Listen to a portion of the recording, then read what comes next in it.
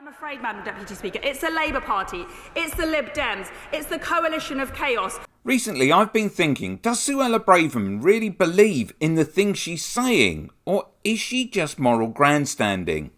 Spouting harmful rhetoric to gain political traction and so build her brand.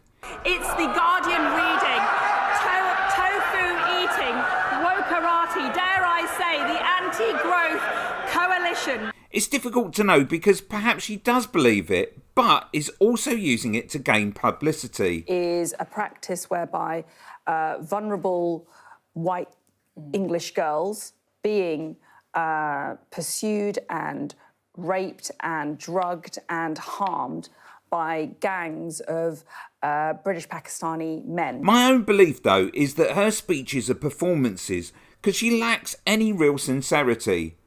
Obviously, that's just a feeling. I have no proof of that. But to illustrate my point, here are two other controversial Tory figures, Jonathan Gullis.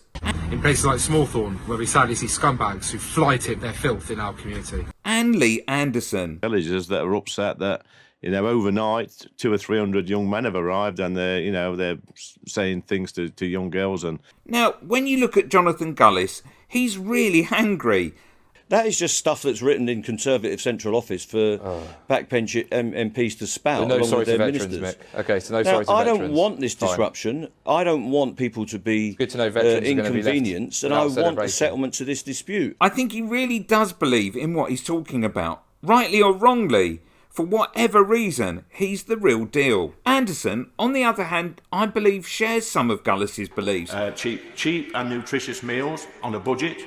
We can make a meal for about 30 pence a day. But I think he uses them knowingly to moral grandstand, to boost his capital and gain notoriety. Or in a lie, they're going over the channel and ferrying people that's never been to this country, never worked in this country, never paid any tax in this country. They're ferrying them to the port, putting them on buses. These buses have got bus drivers straight to a 4-star hotel, and they're living their life a riot. It's an absolute disgrace, and I'm embarrassed about it. Against these two figures, Braverman comes across as having no real belief in what she's saying and is purely using it to whip up media frenzy and put herself into the spotlight. Have justifiably complained about sexual abuse, exploitation, being drugged or being raped. And there has been a failure on the part of state agencies, social workers, teachers, the police, to take seriously those concerns. As I've said, this is pure conjecture, just my thoughts and feelings. But what do you think? Click here for an example of Piers Morgan moral grandstanding.